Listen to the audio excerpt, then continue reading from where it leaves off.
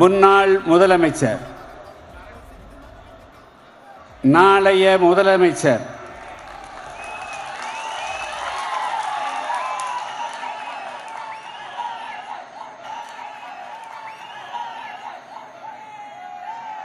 நாற்பது நாடாளுமன்ற தொகுதிகளிலேயும்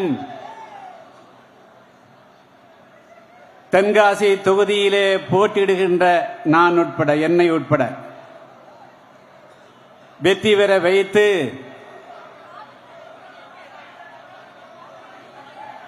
தமிழகத்தினுடைய வரலாற்றிலே, இந்தியாவினுடைய வரலாற்றிலேயே ஒரு மிகப்பெரிய வரலாறு படைக்கவிருக்கின்ற தமிழகத்தினுடைய இரும்பு மனிதர் அண்ணன் எடப்பாடியார் அவர்களே, முன்னாள் அமைச்சர் பெருமக்களே, முன்னாள் நாடாளுமன்ற உறுப்பினர்களே, இந்நாள் சட்டமன்ற உறுப்பினர்களே, இந்த மேடையிலே வீற்றிருக்கின்ற அஇஅதிமுக, தேமுதிக மற்றும் புதிய தமிழகம், எஸ்டிபி உள்ளிட்ட பல்வேறு அமைப்புடைய வேட்பாளர்களே, தேமுதிகவினுடைய தலைவர் அன்பு சகோதரி பிரேமலதா அவர்களே, மற்றும் இங்கே குழுமி இருக்கக்கூடிய லட்சோப லட்சம் தொண்டர்களே, உங்கள் அனைவருக்கும் என்னுடைய முதற்கண் வணக்கம்.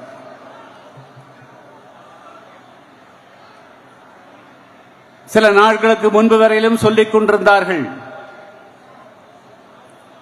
அதிமுக கூட்டணி வலுவாக அமைக்கவில்லை என்று. இன்று யாரும் எதிர்பார்க்காத வகையில் மிகப்பெரிய ஒரு வலுவான கூட்டணியை அமர்த்தி அந்த கூட்டணியை வெற்றி கூட்டணியாக மாற்றுவதற்காக இன்று அனைத்து வேட்பாளர்களுடைய அறிமுக கூட்டத்தை அகத்தினுடைய அழகு முகத்திலே தெரியும் என்பதற்கு இணங்க நாங்கள் வருகின்ற வழியெல்லாம் பார்த்து வந்தோம். அஇஅதிமுகவினுடைய பல்வேறு நிகழ்ச்சிகளிலே பங்கு பெற்றிருக்கிறோம். ஆனால் அண்மையிலே நடைபெற்ற கூட்டங்களிலே இதுபோன்ற ஒரு எழுச்சி கூட்டத்தை பார்த்ததே இல்லை. அப்படி என்று சொன்னால் 2024ஆம் ஆண்டு ஏப்ரல் மாதம் 19ஆம் தேதி நடைபெறக்கூடிய நாடாளுமன்ற தேர்தலில் வெற்றி நிச்சயம் என்பதற்கு உண்டான உணர்வுகளுடைய பிரதிபலிப்புத்தான் இன்று இவ்வளவு மிகப்பெரிய எழுச்சியான கூட்டத்தை காண்கிறோம்.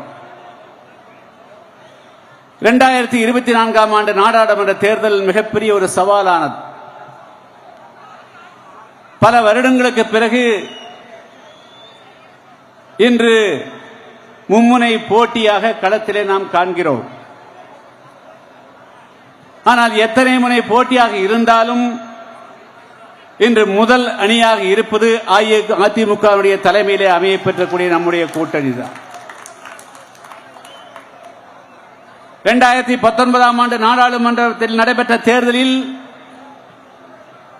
இன்று மாநிலத்தில் ஆட்சியில் இருக்கக்கூடியவர்கள் நாடாளுமன்றத்திலே 38 நாடாளுமன்ற உறுப்பினரை வைத்திருக்கக்கூடியவர்கள் எத்தனை வாக்குறுதிகளை எல்லாம் கொடுத்து அந்த வாக்குகளை பெற்று வெற்றி பெற்று சென்றார்கள்.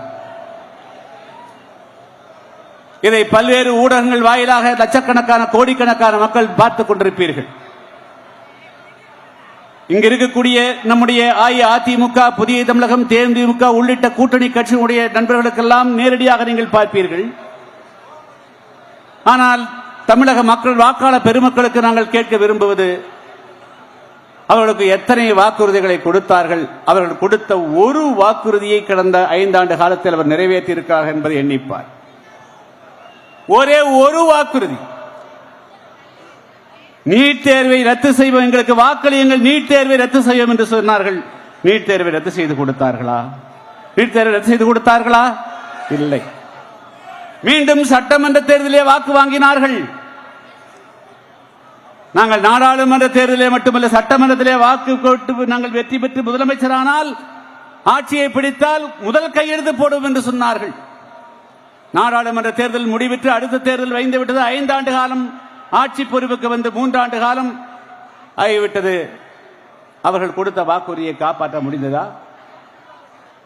பிற மாநிலங்களிலிருந்து வரக்கூடியவர்களை, தமிழக மக்களுடைய வாழ்வுரிமையை, வேலை வாய்ப்பை பறிக்கிறார்கள், எனவே அதற்கு சட்டம் கொண்டு வரும் என்று சொன்னார்கள், கொண்டு வந்தார்களா? பெட்ரோல் விலையை, டீசல் விலையை குறைப்போம் என்று சொன்னார்கள், குறைத்து காட்டினார்களா? கடந்த 3 ஆண்டு காலத்தில் ஆட்சிக்கு வந்த பிறகு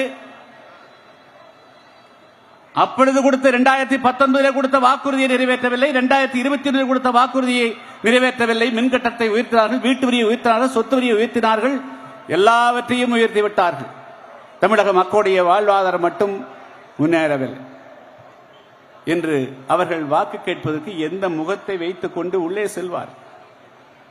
இங்க இருக்கக்கூடிய நம்முடைய அதிமுகவுடைய, புதிய தமிழகத்தினுடைய, தேமுதிக தொண்டர்களை எல்லாம் பார்த்து கேட்கிறேன். அவர்கள் 7 கட்சியாக, 8 கட்சியாக, 9 கட்சியாக இருந்துவிட்டு போகட்டும். அதிமுக தொண்டர்களும், புதிய தமிழகம் கட்சியினுடைய தொண்டர்களும், தேமுக தொண்டர்களும் ஒன்றாக இணைந்து வேட்டியை மடித்து கட்டுங்கள். 2024 ஆண்டு 19 நடைபெறக்கூடிய தேர்தலில் நாம் தான் வெற்றி பெறப் போகிறோம். அவர்கள் நம்முடைய தொண்டர்களுக்கு எதிராக நிற்க முடியாது. எதை சொல்லி அவர்கள் வாக்கு கேட்பார்கள்? என்ன சாதனை சொல்லி வாக்கு கேட்பார்கள்?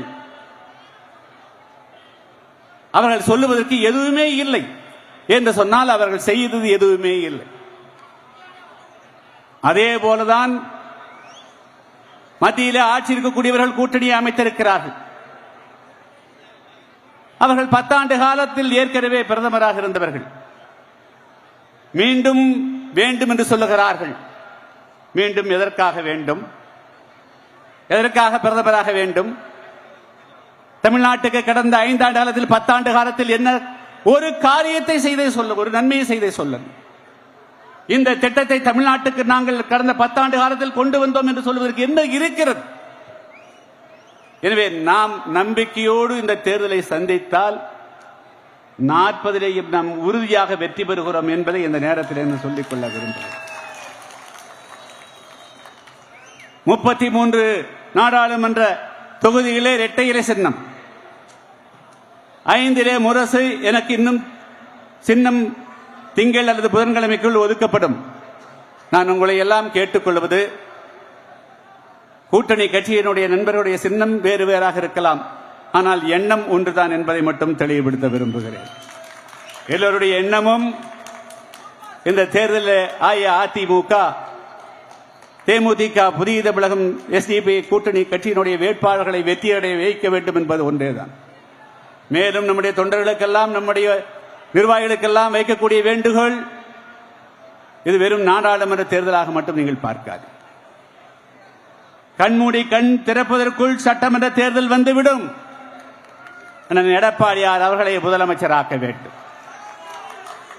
எனவே இப்பொழுது என்ன பணியாற்றுகிறோமோ அந்த வேலை அடுத்த நாள் ஏப்ரல் 20ஆம் தேதியிலிருந்து மீண்டும் சட்டமன்ற தேர்தலுக்கு உண்டான பணியை துவக்க வேண்டியவர்களாக இருக்கிறோம்.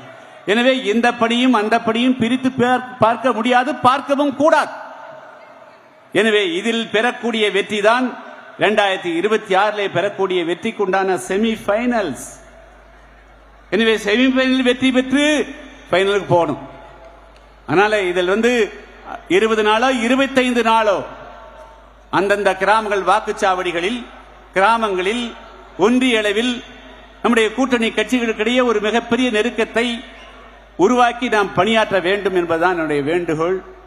எனவே மிக முக்கியமாக அது போர்க்களமாக இருந்தாலும் சரி, அது விளையாட்டாக இருந்தாலும் சரி, பரீட்சையாக இருந்தாலும் சரி, வாழ்க்கையிலே தொழில் தொடங்குவதாக இருந்தாலும் சரி, வணிகமாக இருந்தாலும் சரி, எதுவாக இருந்தாலும் யார் நம்பிக்கையோடு கடன் காண்கிறார்களோ அவர்கள்தான் வெற்றி பெறுகிறார். எனவே இப்பொழுது நம்முடைய நிர்வாகிகள் அனைவருக்கும் தேவையானது வெற்றி நாம் தான் பெறுகிறோம். இன்னும் சொல்ல போனால் இன்னைக்கு இருக்கிற ஆளுங்கட்சியினுடைய கூட்டணி மக்களிடத்திலே போவதற்கு அஞ்சுகிறார்கள். போனா எங்கே மக்கள், எங்கே நீங்கள் கல்வி கடனை ரத்து செய்வதாக சொன்னீர்களே, ரத்து செய்யவில்லையே. நகைக்கடனை ரத்து செய்தால் சொன்னீர்கள், செய்யவில்லையே. மாணவர்களுக்கு அது செய்வது சொன்னீர்கள், செய்யவில்லையே. கடந்த ஆட்சியிலே தாலிக்கு தங்கம் கொடுத்தார்களே, அந்த திட்டம் எங்கே போயிற்று? மாணவர்களுக்கு லேப்டாப் எங்கே போயிற்று? ஆடு மாடு திட்டம் என்ன ஆயிற்று என்று கேள்வி கிணைகளால் துளைத்தெடுத்து விடுவார்கள் என்று அஞ்சி ஒதுங்குகிறார்கள். அவர்களுக்கு இருக்கக்கூடிய ஒரே ஆயுதம் 500 1000, அதையும் நாம் முறியடித்து விட்டால் ஒவ்வொரு தொகுதிகளிலும் பல லட்சக்கணக்கான வாக்குகள் வித்தியாசத்தில் நாம் வெற்றி பெறுவோம் என்பதைத்தான் இந்த நேரத்தில் நான் சொல்லிக்கொள்ள விரும்புகிறேன். எனவே நம்பிக்கையோடு நம்முடைய கூட்டணி நண்பர்கள் அனைவரும் களப்பணியிலே எந்த நேரத்திலும் கண்டுஞ்சு விடக்கூடாது. அது புரட்சியாளர் எம்ஜிஆர் அவர்கள் உங்களுக்கு சொல்லிக்கிறார். படைதனிலும் தூங்கக்கூடாது, கடையிலும் தூங்கக்கூடாது, பரீட்சையிலும் தூங்கக்கூடாது. அது பாட்டை கேட்டு ரசிப்பதற்காக அல்ல, அது வாழ்க்கைக்கு ஒரு வழிகாட்டியாக எடுத்துக்கொள்ள வேண்டுங்கிறது தான் நான் வைக்கக்கூடிய வேண்டுகோள். நாங்கள் புதிய தமிழகம் கட்சி, நான் தென்காசி நாடாளுமன்ற தொகுதியிலே போட்டியிடுகிறேன். SDPI திண்டுக்கல்லே போட்டியிடுகிறார். அம்மையார் பிரேமலதா அவர்கள் 5 தொகுதியிலே போட்டியிடுகிறார்கள். நாங்கள் வேறு நீங்கள் வேறு என்ற எண்ணம் இல்லாமல் எங்களுடைய வெற்றியிலே தான் உங்களுடைய வெற்றி அடங்கியிருக்கிறது, உங்களுடைய உழைப்பிலே தான் எங்களுடைய வெற்றி அடங்கியிருக்கிறது.